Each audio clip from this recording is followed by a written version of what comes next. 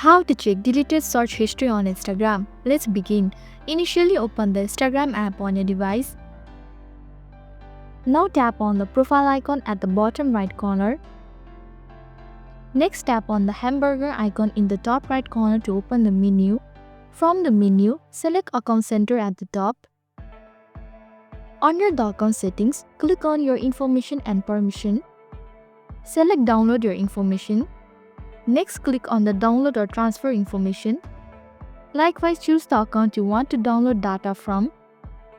Then hit Next. Select some of your information option. Furthermore, scroll down to the Logged Information section and select Recent Searches. Then tap Next.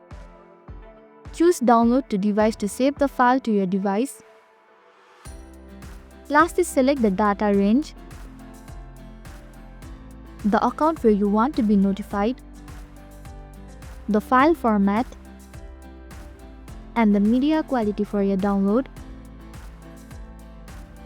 Once everything is set, hit Create File.